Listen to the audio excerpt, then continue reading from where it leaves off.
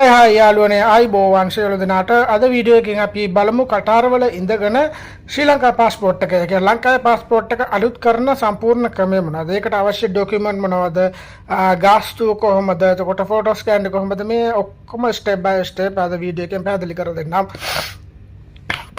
මුලින්ම passport renewal application form එක පුරවන්න ඕන. ඒ කියන්නේ නම, පාස්පෝර්ට් නම්බර, ලිපිනය, ඒ වගේම කොන්ටැක්ට් ඩීටේල්, අත්සන මේ ඔක්කොම දෙතුන් පාරක්ම නිවැරදි කියලා හරියට බලා ගන්න. ඒ වගේම පාස්පෝර්ට් එකේ ෆොටෝ එකක් තුනක් විතර අවශ්‍යයි. පාස්පෝර්ට් සයිස් ෆොටෝ තුනක් නිල් පසුබිම සහිත. ඒ වගේම පැහැදිලිව මූණ පේන්න තියෙන්න ඕන. ඒ වගේම තොප්පි ඇස් කණ්ණාඩි මුකුත් දාන්න නැතුව ෆොටෝ එක අර පැහැදිලි නැත්නම් ඒක රිජෙක්ට් වෙන්නත් පුළුවන්. ඒක නිසා පැහැදිලි ෆොටෝ තුනක් අවශ්‍යයි. ඒ වගේම දැනට භාවිතා කරන පාස්පෝර්ට් එකේ ඔරිජිනල් කොපි එකක් ඕන. පාස්පෝර්ට් එකක් ඕනේ. ඒ වගේම ඒක ඩැමේජ් නම් ඒකත් පොඩ්ඩක් කියන්න. ඊළඟට පාස්පෝර්ට් එකේ ෆොටෝස් සහ පර්සනල් ඩීටේල් තියෙන පේජ් එක ෆොටෝ කොපි කරගන්න. ඒකේ පාස්පෝර්ට් එකේ කොපි එකක්. ඒක යන පළවෙනි පිටුව තමයි අවශ්‍ය වෙන්නේ.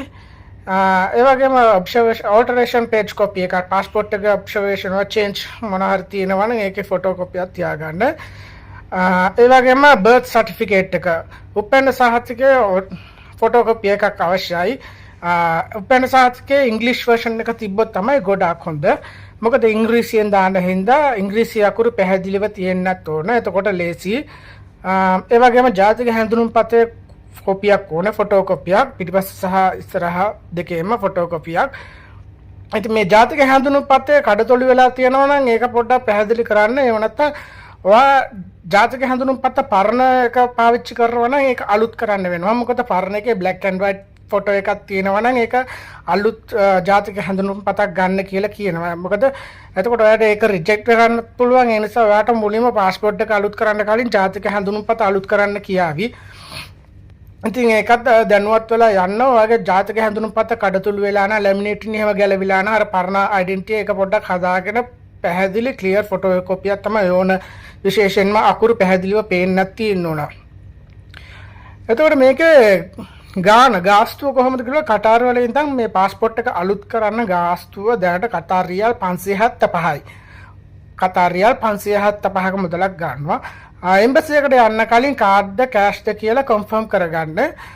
එතකොට ඊට පස්සේ එම්බසි එකට ගිහිල්ලා මේ ડોකියුමන්ට් ඔක්කොම බාර දීලා කතාර් වල එම්බසි එකට ගිහිල්ලා බාර දීලා සබ්මිට් කරගන්නත් පුළුවන්. ඉතින් මේක ලයින් එකක් තියෙන්න පුළුවන් සමහර දවස්වල. ඒ නිසා උදේම යන එක හොඳයි. ලංකාවේ විතරක් නෙමෙයි මේ කතාර් එම්බසියේ කතාර් වලත් පොඩ්ඩක් ලයින් එකක් තියෙනවා පොලිම. වැදගත්ම දේ තමයි ડોකියුමන්ට් ක්ලියර් කොපිස් ගන්න. හරිද? මේ ડોකියුමන්ට් ඔක්කොම ක්ලියර් කොපිස් අවශ්‍යයි. එහෙම නැත්නම් සමහර වෙලාවට ඒක රිජෙක්ට් කරන්නත් පුළුවන්. ඒ වගේම ෆොටෝස් ගන්නවා නම් ෆෝන් එකෙන් ගන්න එපා. ප්‍රොෆෙෂනල් ස්ටුඩියෝ එකෙන් ගන්න. පාස්පෝර්ට් එක එක්ස්පයර් වෙන්න කලින් චෙක් කරන්න. ඔයාලට පුළුවන් පාස්පෝර්ට් එක එක්ස්පයර් වෙන්න මාස 3-4කට කලින් අලුත් කරගන්නත් පුළුවන්. එතකොට මේ පාස්පෝර්ට් එක ඔයාලට අතට ලැබෙන්නේ මාස 2ක්වත් යනවා. අඩුමතරම මාස 2-3ක් ඇතුළත තමයි අලුත් පාස්පෝර්ට් එක ඔයාලට ලැබෙන්නේ. ඉතින් මේ පාස්පෝර්ට් එක ඔයා නැති වෙන්න කලින් අනිවාර්යයෙන්ම ඔයාගේ වීසා කොපිය, පාස්පෝර්ට් කොපිය, ඩෙන්ටිටි කොපිය, පතාක කොපිය මේ ඔක්කොම ළඟ තියාගෙන ෆෝන් එකේ තියාගෙන එහෙම නැත්නම් ඔයා ක්ලවුඩ් එකේ අප්ලෝඩ් කරලා තියාගන්න. හදිසියේ හරි නැති වුණොත් ඒක වැදගත් වෙනවා. එහෙනම් මේ වීඩියෝ එක ඔයාලට වැදගත් වුණා නම් ලයික් කරලා channel එක subscribe කරන්න. තවත් කටාර් ලයිෆ් සහ ශ්‍රී ලංකන් අප්ඩේට්ස් සඳහා අපිත් එක්ක ඉන්න ගොඩක් ස්තුතියි.